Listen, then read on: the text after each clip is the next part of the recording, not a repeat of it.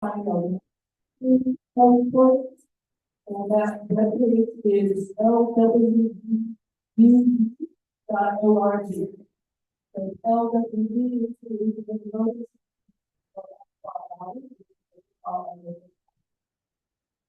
also find information at lwvor.org, and they have information about the one element. Let's see.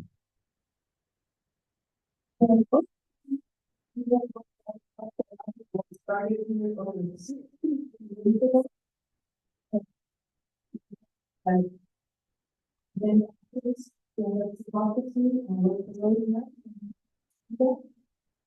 We would like to sign up to the email notices of our programs. If you reply,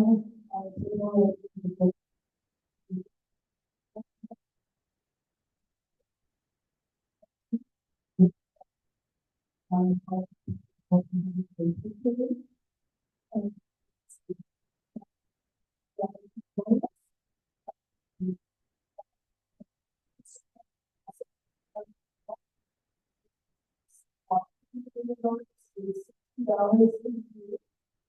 Then please membership to that building,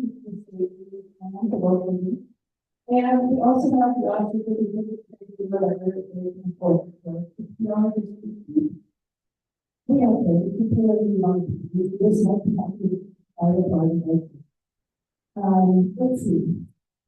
Thank you to our volunteers who brought refreshments, which you're welcome to avail yourself of any time. And we would like to the bathrooms are outside off the lobby, and they will be open until we close the meeting. And with that, I'd like to introduce our featured speaker of the evening. We are so honored to have the accomplished author, Robert Leo Allen. Welcome home.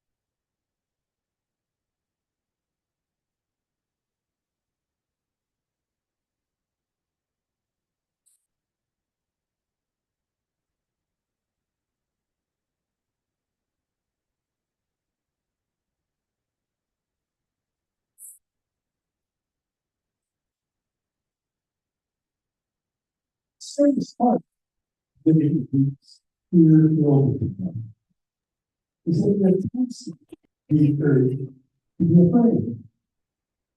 The messages are many, everyday, and come to us in the interest and hope to do so. These range from the warnings of advertising to the sidewalk preacher threats of eternal incarceration in the flaming pits of Hades. It is important to remember that such alarming talk is almost never offered selflessly, merely for the benefit of the people being pushed toward fear. It is, however, quite profitable. In the 1940s, consumers were told to buy canned tuna instead of canned salmon because it doesn't turn pink in the can. In that same decade, when faced with President Harry S. Truman's call for universal health care coverage for the United States, the American Medical Association had the scary term socialized medicine coined for them by a public relations firm. Both campaigns succeeded in increasing profits for a few, while in the first case doing nothing for the citizenry, and in the second case, by bringing generations of measurable lingering harm to all of us. Neither claim had a rational basis. It was carefully designed to introduce an irrational belief into the society.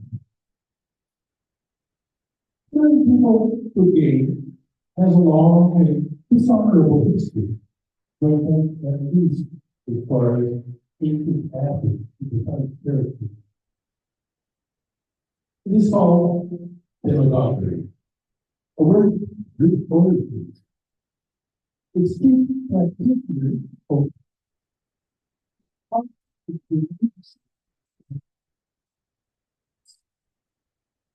the so-called talking heads, expressing a reality. Some of them supported to exaggerate, omit, and outright lie. Conducting a journey at the century home during the piano, the full this point occupied the east with that. One rug above the tree and Satan himself there in the and the floor of the tree. Now we must listen to them all. What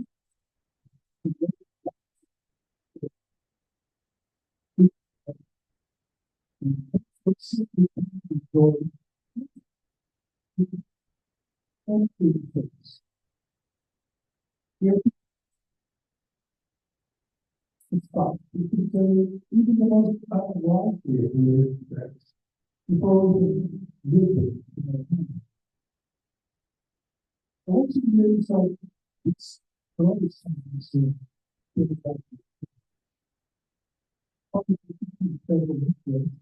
no, if you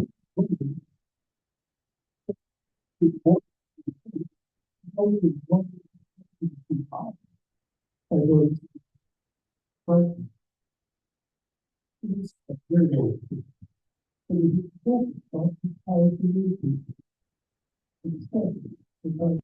Hardship and turmoil. It is, unfortunately, nearly impossible to counter someone's irrational belief by using reason. Fear is too basic and too powerful for that. We can, however, protect ourselves from falling prey to manufactured fear, anger, and hatred by watching for the signs of manipulation. Singling out an entire category of people is a common sign of demagoguery. This is what a poker player would call a tell. There are many categories of humans who are routinely denounced as menacing to the domestic tranquility and prosperity of the nation.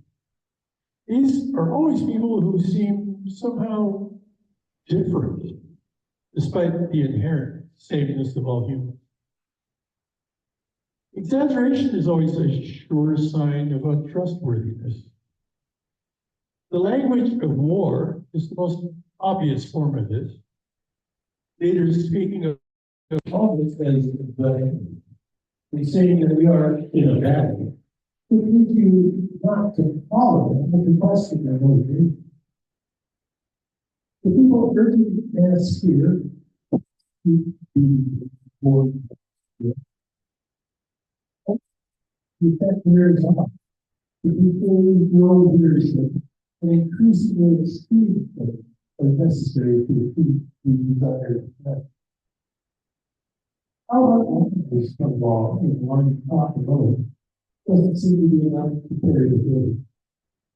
These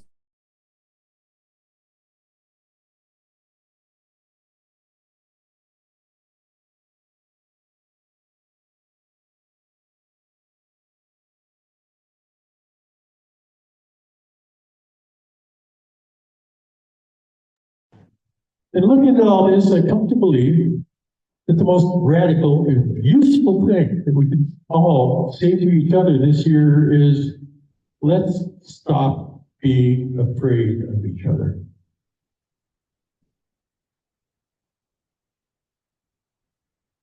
It often happens to me as a writer.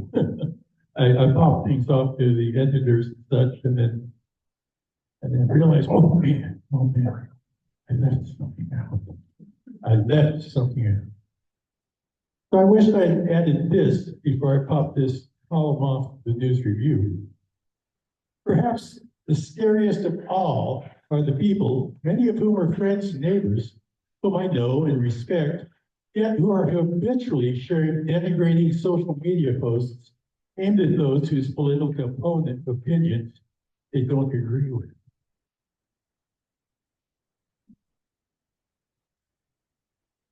Oh well. You get what you pay for, and since I got paid nothing for it, that's what you get. Me really to add things that ought to been there. At this point, I'm going to give us a little run through historical writings by various writers. I found a very interesting one in a collection of essays by Addison and Steele. Joseph Addison and Richard Steele had a newspaper called The Spectator back during the reign of Queen Anne that circulated around London. And all it consisted of was a weekly essay that would come out, one or the other. They kind of take turns writing them. And I ran across this particular one. There cannot a greater judgment befall a country than such a dreadful spirit of division as rends a government into two distinct people and makes them greater strangers and more averse to one another than if they were actually two different nations. The effects of such a division are pernicious to the last degree, not only with regard to those advantages which they give the common enemy, but to those private evils which they produce in the heart of almost every particular person. This influence is fatal both to men's morals and their understanding. It sinks the virtue of a nation, and not only so, but destroys even common sense. A furious party spirit, when it rages in its full violence, exerts itself in civil war and bloodshed, and when it is under its greatest restraints, naturally breaks out in falsehood, detraction, calumny, and a partial administration of justice. In a word, it fills a nation with spleen and rancor and extinguishes all the seeds of good nature, compassion, and humanity. There are certain periods of time in all governments when this inhuman spirit prevails. Italy was long torn in pieces by the Guelphs and Ghibellines. Anybody heard anybody talking about Guelphs and Ghibellines lately? It kind of faded, didn't it? But at one time it could have been a matter of life or death. You identified as a Guelph or a Ghibelline.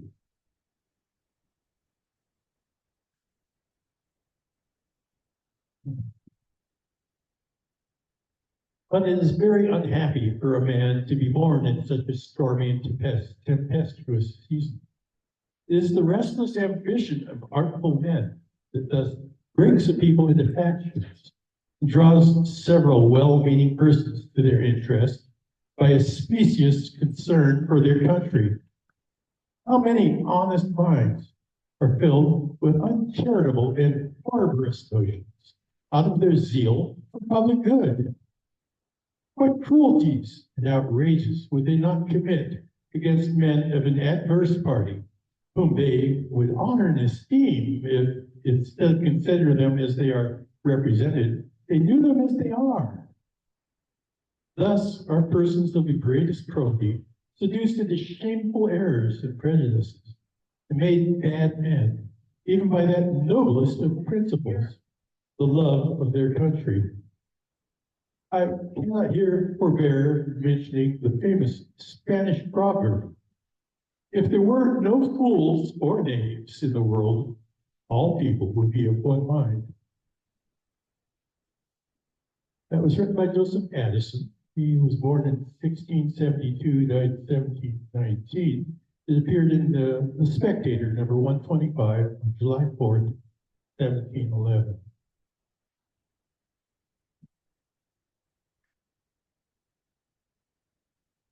So how does it work, this demagoguery?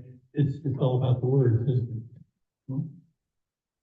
Furthermore, Elihu answered and said, hear my words, O ye wise men, and give ear unto me, ye that have knowledge. For the ear trieth words, as the mouth tasteth meat. It's from the Book of Job, King James Version. Another old thought. And it's very interesting to me, and then how often do we compare language to taste? You know, sweet words, bitter words, salty words. So it's something to think about.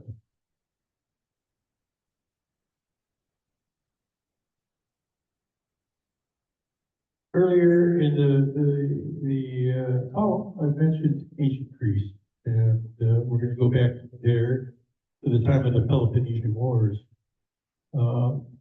This was the war between Sparta and Athens. That was a disaster for the city of Athens. Dragged on for quite a while. A historian by the name of Thucydides, who was born in 460 BC, died in 400 BC, or BCE as it's actually known these days. To fit in with the change of events, words, too, had to change their usual meanings. What used to be described as a thoughtless act of aggression was now regarded as the courage one would expect to find in a party member. To think of the future was merely another way of saying one was a coward. Any idea of moderation was just an attempt to disguise one's unmanly character. The ability to understand a question from all sides meant that one was totally unfit for action. Fanatical enthusiasm was the mark of a real man, and to plot against an enemy behind his back was perfectly legitimate self-defense. Anyone who held violent opinions could always be trusted, and anyone who objected to them became suspect. This is in the lead up to war. And yes, we have seen much the same thing many a time, even in my own life.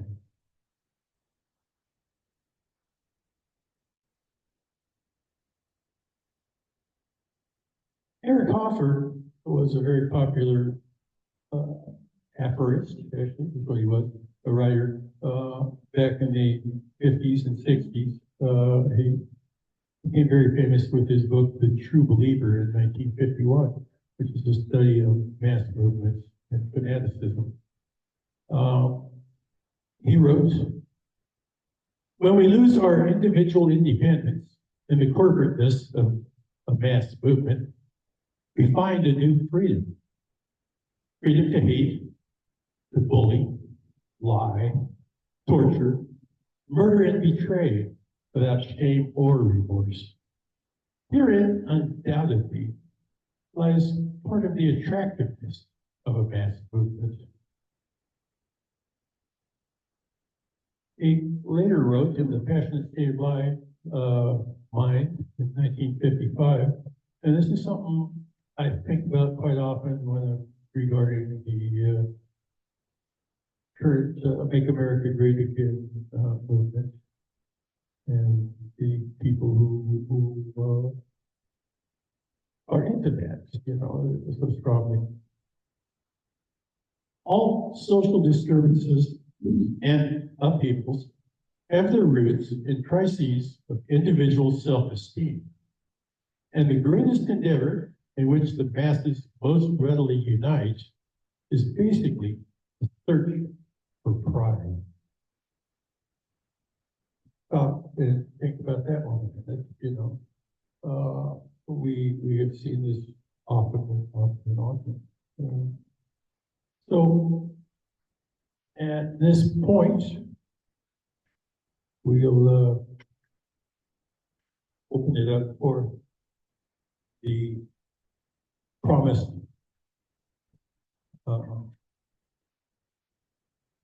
discussion.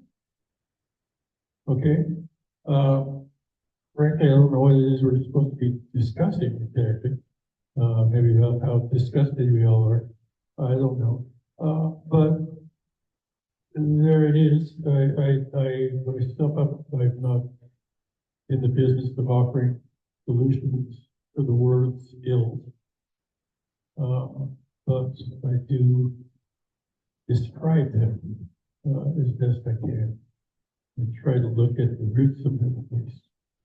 So maybe we can just open this up for question, maybe?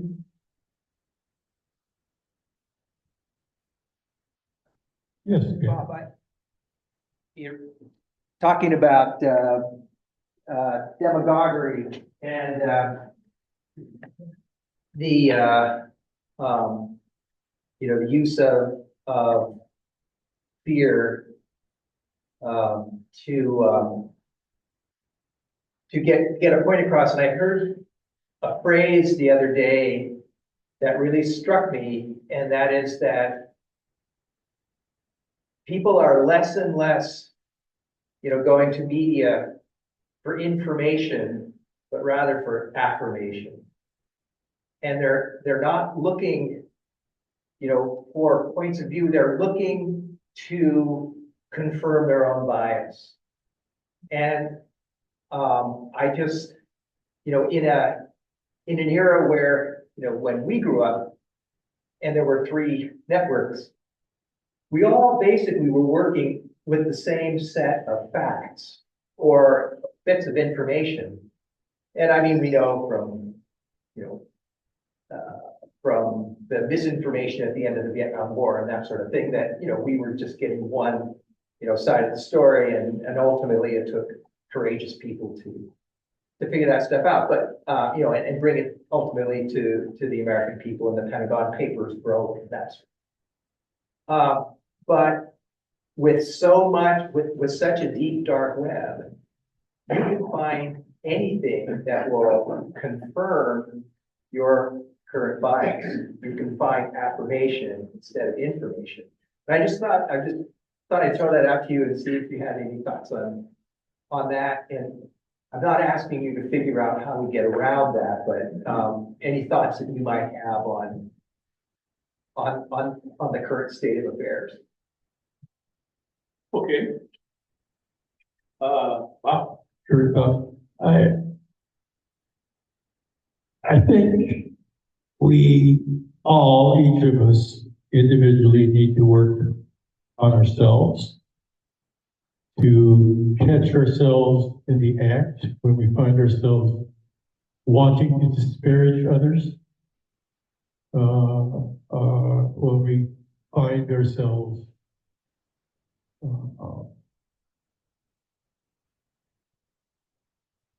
lacking in empathy for and compassion for each other, you know. I have often said that I feel sorry for everybody. I really do. You know, we're all human, and that in and of itself is a terrible thing at times. I mean, we live these haphazard lives ruled by our emotions, by irrationality. You know, how often do we ever make an actual logical decision? It just doesn't happen that way, really. And by and large, most people find that when they do use logic to make a decision, they're much less happy with it than they would have been if they had just gone with their gut instincts. But I look to the Stoics, the old Romans, Marcus Aurelius, Seneca, these kinds of people. And it's important to realize that the main thing is to control yourself and to not fall into these things. So beyond that, what you were talking about, Ken, of course, was the balkanization of ideology, I think, is one way to put it. And ideology, I can pronounce that word. And it's exacerbated things. You know, it really has. It's made it so very easy, and it's particularly to go astray, to be led astray, to lead yourself astray. The phrase I hear very often these days is down the rabbit hole. You know, going, you know, like Alice down the rabbit hole with the white rabbit into a strange world. And this has always been possible, of course. I mean, stop and think about some of the weird religious notions that have come up over the centuries, you know. And so this has always been going on, but right now, I find that people are isolating themselves a lot. The situations where we are forced to deal with each other on a daily basis have declined quite a bit. It's become very easy to insulate yourself using a smartphone or your computer, you know, to not have these genuine interactions with your neighbors. I mean, the whole concept of neighbors is disappearing, really. Thinking of the word neighbor comes from the German Nachbar, which means the next farmer. Okay, it's a rural concept, and we are lucky to live in a rural place where, by and large, we do rely on each other. But increasingly and generationally, that sort of thinking seems to be drying up due to this very seductive technology that we have and the opportunities it presents for those who belong down there at the eighth ring fell somewhere. I just love Dante. We often hear that, the special place at hell for so and so. And it's always nice to know exactly where that is. Along with the fomenters there at the eighth ring of hell are the fomenters of discord are also the falsifiers and the evil counselors. And so we know where those kind of people go. By the way, the fornicators are on the third ring, where the punishments are much less. So be wise in your choice of sins, okay? Okay, well, I hope that sort of answers your question there, Ken. Yeah.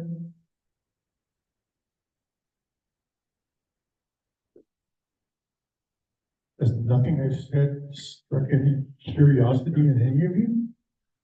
No. Yeah. I heard you use the phrase zeal for the public good. And I don't remember exactly what the context was, but it stuck with me in that you were talking about neighbors and like we live with our neighbors, but do we really converse with our neighbors? Do we really know what our neighbors want or need? I think it's something that comes to my mind. I know when we were traveling earlier this year, we came across an exhibit that was about the Aboriginal populations in Australia, actually. And part of the display had a place where people could leave comments and so on. And they had posted the golden rule, which I think we all know, but also something they were calling the platinum rule, which is to treat others the way they would like to be treated. And I sometimes wonder how much of the discord that we experience is that we don't know how our neighbors would like to be treated. We don't have that public forum where we can kind of test another phrase that I've heard, our radius of empathy. Like, how broadly, when we talk about the zeal for the public good, how broadly are we defining the public that we want to have good for? And so I wonder if you have thoughts on that, how we make everybody, how do we meet everyone's needs or make everyone happy or even find out using words what they need. Okay. I find that it helps to ask questions of people you don't know. In a lot of ways, it's much better than starting out with, why do you think the way you do? Why, questioning, but it's, people on a regular basis, a few years back, 2016 to be exact. I was involved with the effort to preserve our county library system. Spent a lot of time sitting at tables at fairs and things, and trying to convince people that libraries are actually worth preserving. There was this one guy from Blythe, and I forget what his name was, but we'll just call him Larry or something. But like several years in a row, we have a table at the spring fair, and he was a booth person there too. I think it was his wife's stuff that was being sold, and he would walk past the table and he kind of bark at me, you know, saying, "Architecture." And he'd move on, or he had a chance to talk. And this went on for several years, like I said, about 3 years anyway. And as we got closer to it, there was a public meeting at the Board of Commissioners that he testified in, and so did I. And afterwards, I was hanging out front with one of my fellow Save Our Libraries Political Action Committee members, and he came walking up, and so I just said, "Hi, Larry, what's up, man? How's things up in Blythe?"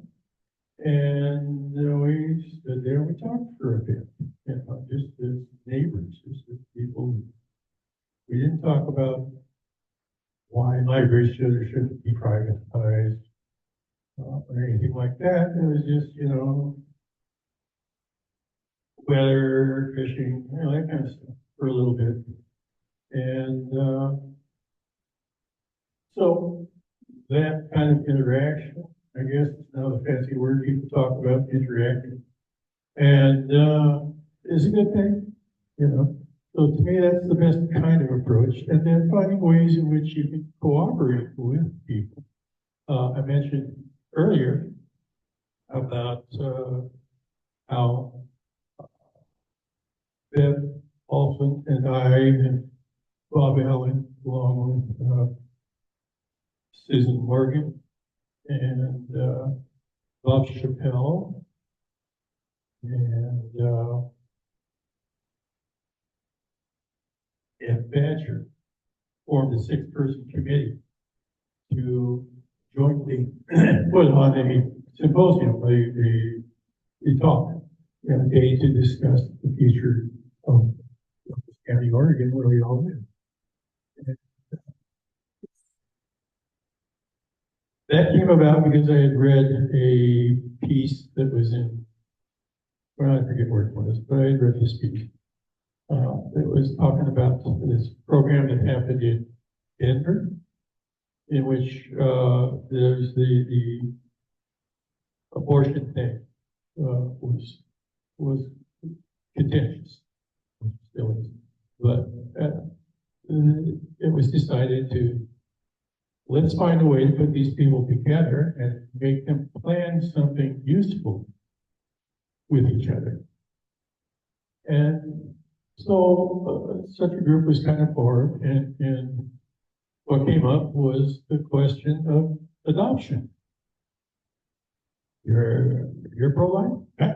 Well, there are a lot of kids that need parenting. You good to that? Yeah, well, so are we. Well, let's come up with a way to help promote adoption together. So ways to work together, and that could be just about anything, really. Kids sports, Little League. These all provide opportunities for people to build respect, and that respect has to come first before you can hope to make any changes in somebody's opinions. And it takes a while. Kind of a gentle way to approach things, but to me, that personal level of doing things is what's doable. you know, is really do these grand projects.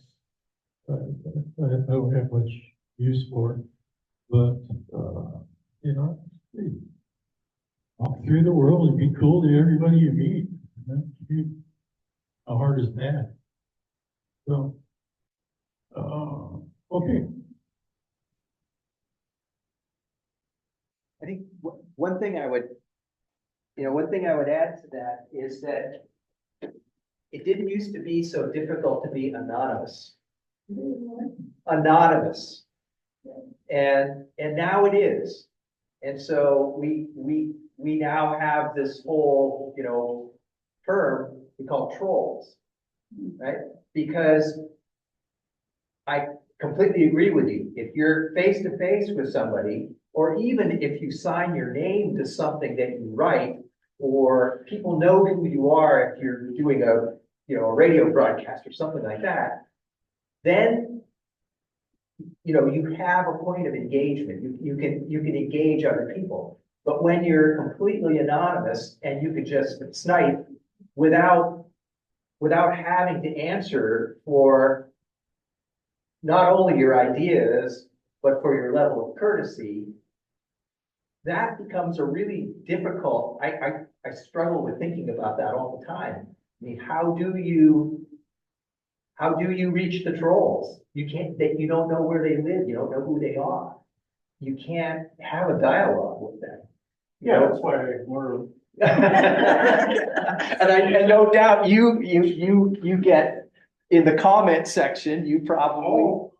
Okay. Yeah. Yeah, Scott. Yeah, you said something quite wonderful. You said that you've learned to feel sorry for everybody. And that's kind of a very basic religious wisdom. Love everybody, have compassion for everybody in the Buddhist sense.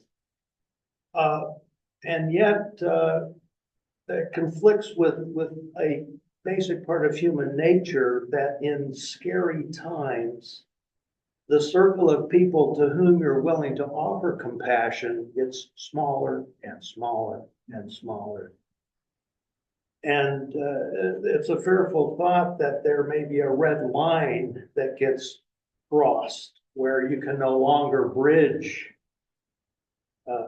across human nature to reach compassion for everybody. And there have been terrible wars and cataclysmic events all through history. And wise people throughout history have tried to solve that problem. Is there any way that we frail, imperfect humans can make some effort to prevent the shrinking of compassion to the extent that it's no longer possible to offer it to other people? All we can do is spread it wherever we go. Yeah. I mean, really, is to live a compassionate life, to be awake and aware, and to have respect, One of the very earliest columns that I wrote was titled "For Better or for Worse." And what a wonderful word to forbear, I were talking to Josh at While Away one time, and he was complaining about people whining about being offended, And he's like, dude, get real, would you? I get offended a dozen times a day. So what? Why go whining about it? It's unseemly behavior to do that. But forbearance, the ability to go, oh, okay, and move on, without feeling the need to attack somebody because of what they said or what they did, to stop and just, to be strong enough, to be whole enough, to put up with each other, which, I grew up in a family with 9 kids. 8 of us brothers and my sister. And, if you don't learn tolerance, it will get beat. That's for sure. So, to forbear, think about that one. It's such a wonderful thing. The English language is such a beautiful thing in so many ways. I am convinced that so much of what happens, what goes on, is a matter of the language that we use, how we use it, when we use it. But of course, I'm a writer, so naturally, words are going to be important to me. Bob, can you hold the microphone up? Yes, I can. Thank you. It's the voice. Yeah. So. It's better without the microphone. That's what I was. Yes, it is. It often is, especially in a room this size. On the recording, I think it's blurry. We've lost a few people listening because it's, It's got a lot of reverb on it. Yeah, it's got a Yeah, bounce back, Yeah. blurring, Audio engineer here. Yeah, Elaine. You know, opinions are formed by experience. Truth is another thing altogether. But what I really wanted to say is, from my experience, volunteerism is where you can really involve yourself in community, and there's so much need in Douglas County for volunteerism, for families, for children, child safety, that we could all take a few hours a month or a few hours a week, and then you really begin to see it's really heartrending, some of the things that I've learned. And I'm not trying to brag or toot my horn. It's a fact. It's just everybody I talk to that I've worked with is experiencing the same empathy, the same compassion and understanding. And you begin to see the other person in a way that maybe you never would have been able to before if you weren't involved in a community endeavor, whatever that may be. Yes, I wholeheartedly agree. It's a way to give, for us to be kind to ourselves and kind to others. Yeah, well, and to rub up against people you would never meet otherwise, whose notions of things may very well be very different from your own. Well, there's also, new things that have, come on the scene in the last few years about getting different types of people together and just talking about, viewpoints. Like there's living room conversations, Braver Angels, and other organizations that recruit like 6 Republicans and 6 Democrats and independents, and they put them in a room. I mean, or you can do it via Zoom. But anyway, they talk about things that are relevant and not without trying to convince anyone to change. It's just kind of voicing your opinion and letting other people hear how you think and how, you might think of something new for a change. Yeah. Or it's something you can relate God forbid to, we the other person can Think about relate. something new. Yes, ma'am. So I was wondering, they said that you were an author. What encouraged you to write and publish, and what did that process look like? Oh, well, I got conned into it. I had a friend of mine who was a heroin addict. And, he was interested in writing literature. Urged him to start getting into that in the hopes that maybe that would help lead him away from his addiction. Of course, being a junkie, he turned it right around back at me, saying, "Oh, well, you write pretty good yourself, and, you ought to be doing this kind of stuff." And I said, "Well, all right, I will." And so I went out and I bought a ream of 16-pound bond paper and an old used manual typewriter, and figured, by God, by the time I get to the bottom of this stack of paper, I'm going to be a writer. That was in 1979. I got my first byline in 1983, and my first paying gig in 1985. And I've been writing professionally ever since. What is the process like? Generally, it begins in enthusiasm, goes through a period of despair, and ends in dissatisfaction. So that's pretty much how that works. Dylan Thomas called his craft or sullen art. But it's for me, people think I'm kidding when I tell them that the reason I write is that it keeps me from going crazy. And I'm not kidding. It's how it works. It's a wonderful way to get this stuff out of you. And sort of a psychic enema, if you will, to get it out of you, to set it down on paper, to wrestle with these questions in your mind, and to hopefully come out a better person in the process. So there's that. Part of it, of course, was ambition. I wanted to make a name for myself. Thank God I've reached the point now where I don't need to do that. I don't need to hustle editors. I don't need the money. I don't need the fame. After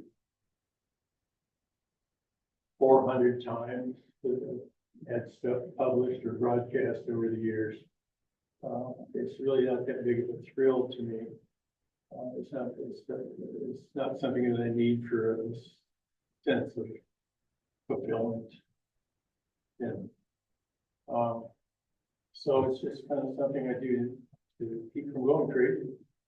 Because if you don't do it, then I find that I start becoming dissatisfied with the world around me. And so it's better to try and make sense of it. No matter what the topics have been over the years with my writing, I've always, at heart, at the root of it, been writing about what it means to be human. It's really what it is. I'm might be talking about the environment or politics or baseball or whatever, but it's always based in this question of what does it mean to be a human being? What does it mean to live these sugar lives that we live?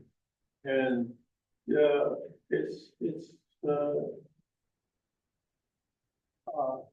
I remember telling a friend of mine, that I considered myself a humanist. He was kind of down on that for some reason, and I explained it. No, it doesn't. He's thinking secular humanist from this Christian thing that he had going at the time. And I said, no, it just means explaining to people what it means to be human. That's what I do, that's what I try to do, and really I'm explaining it to myself and sharing it with all my fellow ignoramuses. Okay? I have a question. Yeah. Did you get any reaction from your, after it appeared in the local paper? Oh, the one I just read? Yes, and Well, I got invited here, so I got invited here. Yeah. So that was a reaction. They've got a comment section. I don't remember seeing any letters to the editor about it, but. No, people don't generally do that with my writing. It's, you know, it's a tricky thing to try and stick to, neutrality. You know, not just in your actions, but in your heart when you're working, you know. How do you write about fear and anger in such a way that the fearful people won't get angry with you? You know, it's an interesting challenge, believe me. I have had some reactions to my writing. You know, I've had a rock come through my window. That was 2 weeks after a bullet came through the same window. And that was 2 weeks after I had written a column for the News Review. So I have been accused anonymously and as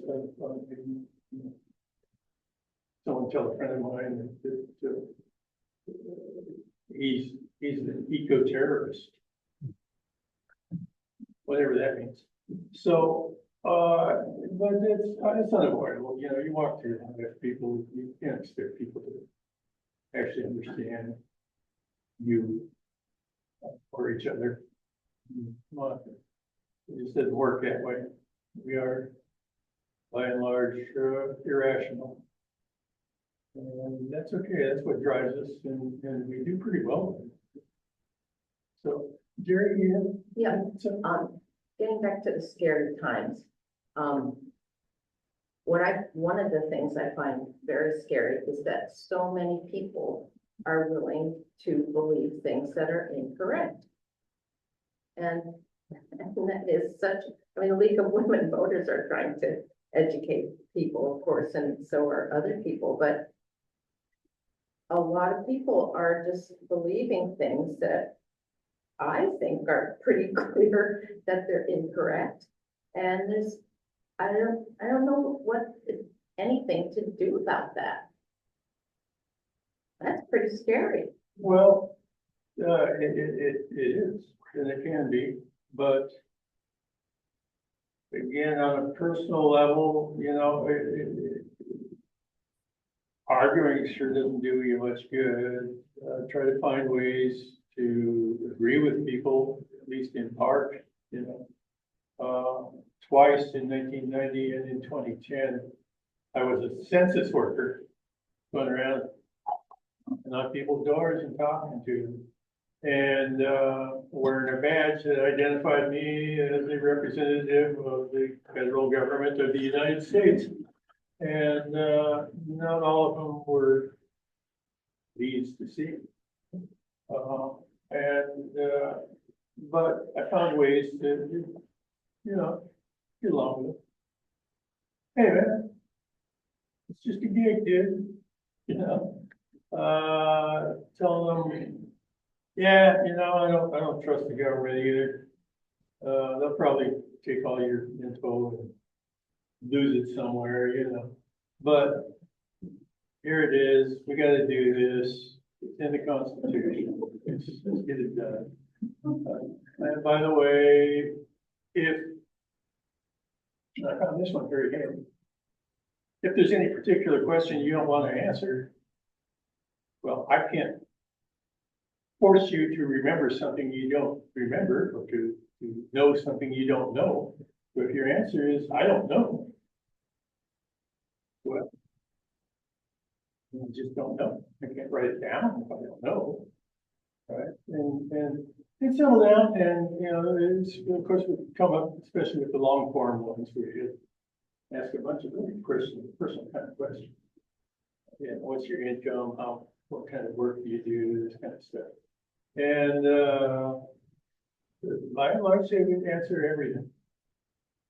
once you gain the trust of them, once you empathize. So, but, yeah, a lot of this, again, this goes back into, as Ken was pointing, this wanting to believe. And, much of that is, as Hopper was pointing out, is this membership in a community of like-minded people.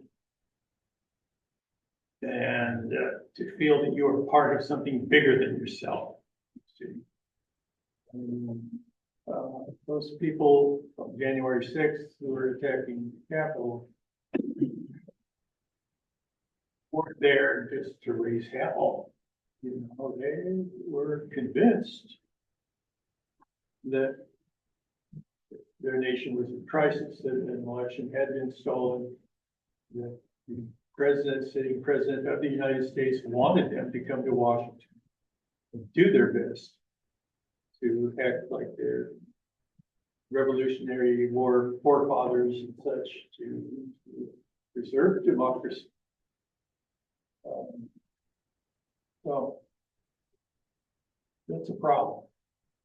And but coming out of that is very difficult. I did an interview with this gal. She was part of the Westboro Baptist Church. You know who they were?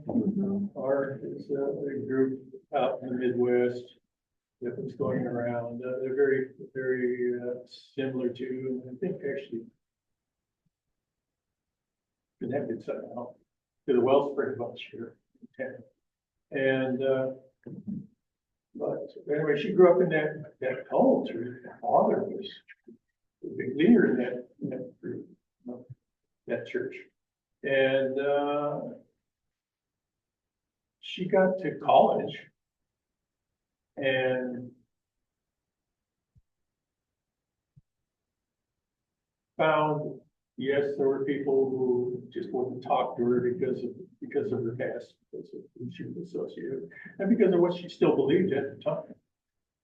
But it was when she developed friendships with people who were gently asking questions.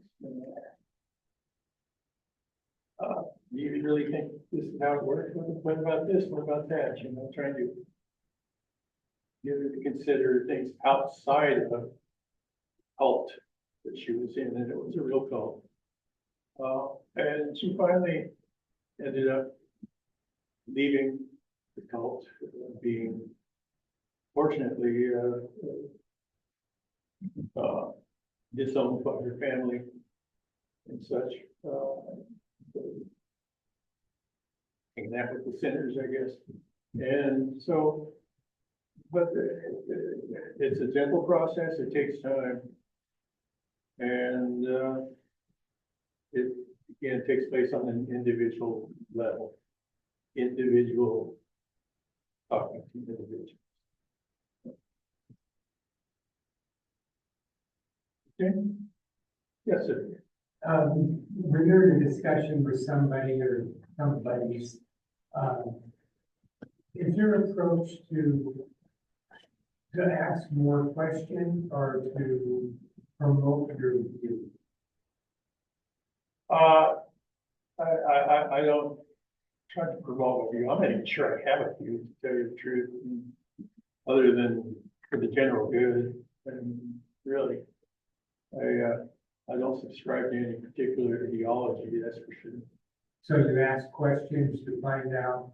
Well, yeah, I've worked as a reporter. You know, I know how to interview people. I've written lots of interviews with politicians, and scientists, and activists, and whatnot over the years. So, yeah, asking questions, what to do with people. But I never set out to deliberately change anybody's mind. You know, I'm having a hard enough time trying to change my own mind on somebody else's issue. Then you were speaking to that young lady where you kind of felt out of place, but people kept asking her questions and drew her closer. Yeah. So I was wondering if that's your approach to the discussion too. Ask questions and then they feel more comfortable, open up more and. Yeah, mostly I listen, which is why I love doing interviews. When people talk earnestly about something they really care about, they develop an innate poetry in their speech patterns that I just love. I just love hearing that. I love hearing people who are serious and concerned about what they're talking about. So listening is really the big thing. Quite often, people will say things and they don't realize the nature of what they actually said until they met with silence. You know, I used to run a crew at the Oregon Country Fair, had about 80, 90 hippies working for me. And if you think 80, 90 hippies can hang out together for 4 days, camping tent to tent, you're out of your mind. You know, they're not going to get it. And they come to me with their ridiculous problems. And quite often I just sit there and not say anything to them after they got done speaking. You know, I just kind of look at it. And then they kind of, is this really how I think, how I really feel? You know, they kind of question themselves. You know, let them do the work. Okay. I've suffered from my art. There's no reason why you should continue to suffer from it. So. Okay, well, I would like to just remind people that up at the front table, we have a place where you can sign your name and your email address if you'd like to be notified of our future events. And also there are membership forms and voter registration forms. If you know anyone who needs to update their registration with their new signature, they must submit the paper form. Otherwise, encourage people to do it online. That's the quickest, easiest way at OregonVotes.gov. And we have League of Women Voters Guides, the newspaper issues here, like this up in front. And we have both Spanish language versions and English, and these have information about statewide candidates and measures. And so please take one for yourself and take more for friends if you know people who would like them, especially the Spanish-speaking ones. If you know Spanish-speaking people would like to have them, we'd love to disseminate them. Also, if you are in agreement with ranked choice voting, yes on 117, you are welcome to take a sign. We have a couple different versions of yard signs and other signs that you're welcome to take with you, and some stickers. And other than that, I was going to give Bob a chance to, Robert Leo Heilman, would you like to tell a little bit about each of your books that are on offer over there and how people would take them home? Why, they're more than on offer, they're for sale. Yeah. I've written 3 books. I've brought with me a 4th book, which is by a very good friend of mine. Jim Kelly wrote Above Neil Rock here, which is a marvelous collection of memoir and poetry. Jim grew up down by Medford there, Sam's Valley by White City. And he and I have a very similar kind of background for a fair-sized chunk of our lives. And then, you know, he was a tree planter.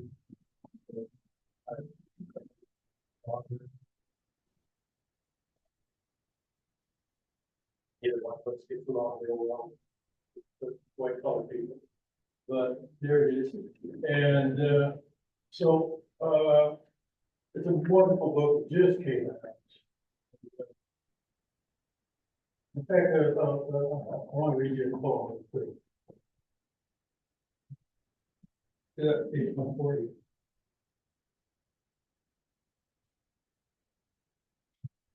Actually translated this into German for you one time. It's called The Forest, the tree planting poem. He twisted his head, his blonde hair, blue eyes underneath the tin hat with the rain dripping off the back, then peered down at me with a shovel in his hand. I got my answer. The clear cutting of Douglas fir in this particular coastal range is better for the trees we plant, better for the soil we plant them in, better for the animals that live here. I shut him off, for it was a company answer. Much like a telephone company recording that repeats itself if you have not anything better to do than go on listening. I finished planting a tree. His answer did not bother me. Even when I raised up and saw off to my left a mudslide that had hit the side of a mountain and now was at the bottom of the ravine, making good time to the Pacific. The trees that had been there were of no consequence either. For as far as you can see, it had all been cut down. I know a logger that would give away his chainsaw to be able to confront a Sierra Club member while standing on the stump in that exact spot, and with a gleam in his eyes, he would say, "Yep, that's the way to do a logging operation. You cut them all down. Look, man, now you can see." His answer meant full bellies for 3 children and land payments. The company man was answering for people that shuffled lives and papers, ate in fine restaurants whenever they want, drove expensive German cars, and shipped whole logs to Asia. I have learned to reconcile all of this. This is the way things have been for a long time. What I could not reconcile was that later that same day, I heard an elk hoot. 20 minutes later, a cable screamed, dragging a log uphill on a high-beam trail. And they were in the same key. So, Publishing your essay, like Bill Duncan.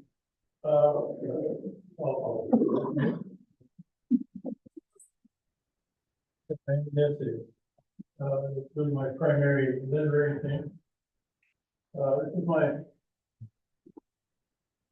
best-selling book of the 3 my little orphan babies that I send out into the world in hopes that somebody will be kind to them. Overstory Zero, Real Life in Timber Country. This came out in 1995 at Sasquatch Books out of Seattle. It stayed in print until 2003. And then 2014, I reissued it on my own and revised an expanded edition. So I added 10 new pieces and cut 1 altogether. And it is a collection of essays about life in Southern Oregon, small town life. So, there's stuff in here about working in the woods. The title essay, Overstory Zero, is about tree planting. And there's another piece in there about the hotheads. Those who know about hotheads know about hotheads, but they were a tree planting cooperative based out of Eugene. It did a tremendous amount of reforestation work back in the 70s and 80s. But there's other stuff in here too.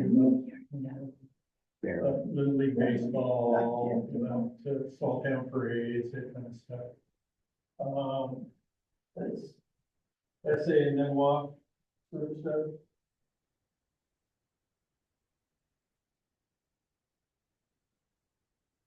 Here's the thing. My least best-selling book, which is sad for me, but there it is. It's called The Whirlpool, and it's subtitled The Literary Variety. I had to call it something. It's kind of a hodgepodge. It's a collection of freelance writing that I did from 1985 to 2015, or so, about 30 years worth. of, stuff that I sold in magazines and newspapers and whatnot over the years. And, so there's a variety of things in here. There's a couple of short stories in here. There's a Paul Bunyan story in here, for example. There's a piece in here about Opal Whiteley. Called Embracing Opal Whiteley. That's a fascinating story about a literary controversy that's been going on since 1918 or something like that. And Opal's a big deal in Cottage Grove, Michigan, which she published what was alleged to be a childhood diary written when she was 7 years old. People have been arguing ever since over whether it actually represents an actual diary or not. Scott Middleton there actually helped me with the writing of that particular piece, which appeared in Oregon Quarterly, the University of Oregon Alumni Magazine, back in 2013. And best paid I ever got for freelance piece, 2,000 and paid me for that. So that's in there. There's several pieces, at least 5 or 6, about history, Oregon history. For a while, I was doing writing for the Southern Oregon Historical Society, a magazine called the Table Rock Sentinel there out of Medford. And so there's several pieces in here about that. There's one with a local fellow, Lloyd Nelson, who had a notion about adding a paper back in 1940. So I think it was February of 41. He hired on with a construction company that was offering South Seas jobs. And he ended up on Wake Island where the Japanese started bombing, and he was captured and held as a prisoner by the Japanese during World War II. He was a big Swede, 21 years old, 190 pounds, and he went out through out below the Golden Gate Bridge there to Hawaii and to Wake Island from there for this construction job. And he weighed 90 pounds, 110, weighed 110 pounds when they picked him up out of the Maori prison in Tokyo Bay in 1959. Very nearly half his body with the mistreatment he had, still veins, terrible condition. So there's a piece in there about him. There's another one with Dan and Bishop Kidder and Kitty Mill.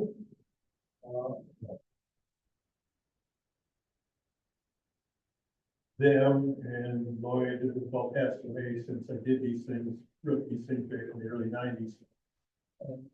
Very proud to be able to capture the stories. Kitty and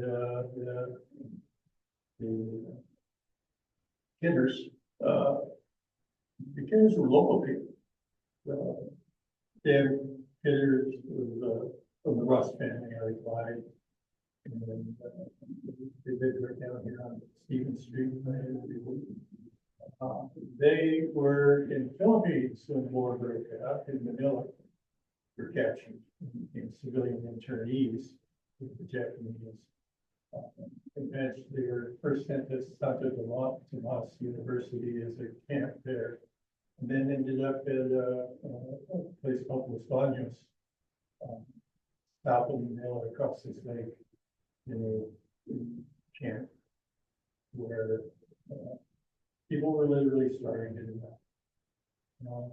Getting married, he was pregnant at a time when people around her were dying of starvation. and, gave birth to a daughter about a week before they were finally rescued. It was a very interesting rescue. The 11th Airborne dropped parachutes around the camp and working in conjunction with Filipino guerrillas. They managed to liberate the camp, kill off the women. They loaded everybody up onto the Amtrak's, it was called amphibious personnel carrier things, and got them out of there because they were scheduled to be exterminated by the Japanese army. So anyway, some of the stuff, that kind of stuff, history, little short stories.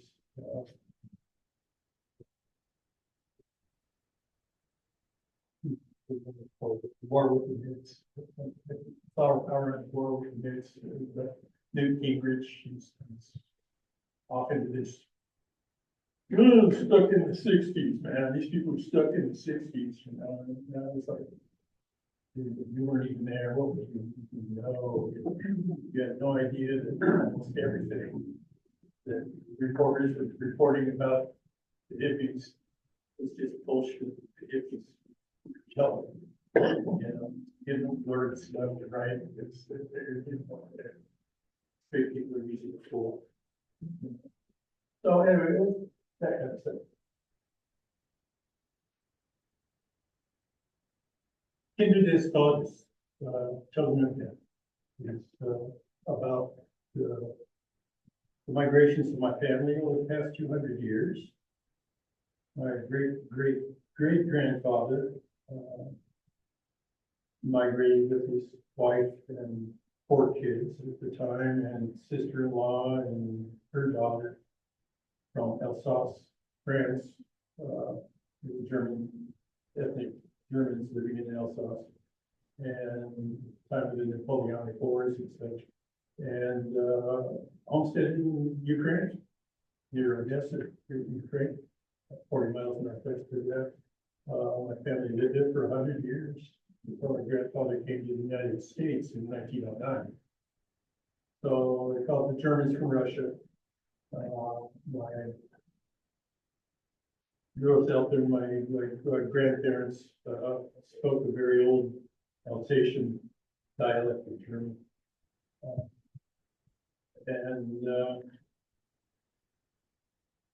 As a kid, I didn't know it was about any of that really, very little. My grandfather died when I was 8 years old. My dad died when I was 14. And it was all very confusing to me in a way, I knew my grandparents were from Russia. Well, did they speak German if they were from Russia, or were they Russian to the Germans? Were we? I asked my dad one time, and his answer was, "We're Americans." And that was that. Because the 1950s was not a good time to be German, and it was not a good time to have any connection at all. So all these things were getting turned. But in the early 90s, I was down visiting my mother in Los Angeles, and so book called Ethnic Heritage of North Dakota, which is where my parents were from. And I started going through it, and there's this whole chapter about the Germans from Russia who had settled in North Dakota. And I found out that they make up 20% of the population of North Dakota, which is not a big state, 600,000 people, but still, that's a big mass migration. It was a big mass migration from southwestern Germany, Rhine Falls and Alsace back in 1808 to Russia. There was a big migration from there to the Great Lakes in the United States. I come from a wheat farming family. We did years of farming wheat in Europe, Eastern Europe, and in Central Asia. Actually, my grandfather lived in Kazakhstan. He came here as a draft from the Russian army in 1909.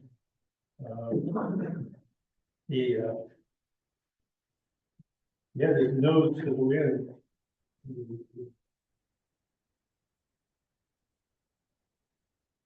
Boom. Pig. Revolution. Hungersnot. You know? You can see it coming. War, revolution. Yeah. Great grandmother, really, his mother, grandpa, one of his mother, started in 1921. The Civil War. Title chapter in this, children of the dead, is about what the Ukrainians called it, Holodomor. The terror famine of the winter of 1932 and 33. A quarter of the rural population of Ukraine started that over the course of a government engineered famine. The president. So anyway, that's what that's all about. So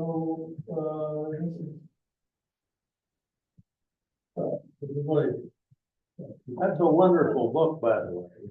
oh, well, thank you. Yeah. Children of that. Really need to wind it up. Yeah, we do. Yeah, I'm ready And, to.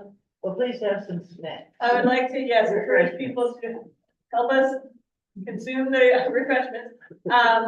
5 books from Bob if you would like tonight, and if you don't tonight, and later you think, oh, I'd love to have bought that book for my friend for Christmas or something. Bob's books are for sale at the gift center, the gift shop in the Umpqua Valley Arts Center, and also at While Away Books. So you'll find other books by local authors at While Away as well, and maybe at the Art Center, but that's where you'll find Bob's for sure. So they'll still be available after tonight. And Alice asked if she could say one thing. Alice Lackey, what would you like to say? I'd just like to, about election information, if you live in Roseburg, I don't know if you know, the city has a voters pamphlet with the city council members' biographies in it, and you can get it at the library. I had to ask though, they're not out, or at City Hall, but the city does this. The city council is not in the state voters pamphlet. So this is a way to find out about it. And I think you can find that information online as well at the City of Roseburg's website. Okay. So I'd like to thank you all for coming, and I'm going to stop our recording now. So I'd like to thank people online for being here. And so please stick around and talk with us and have a cookie. Yes, thank you, Bob.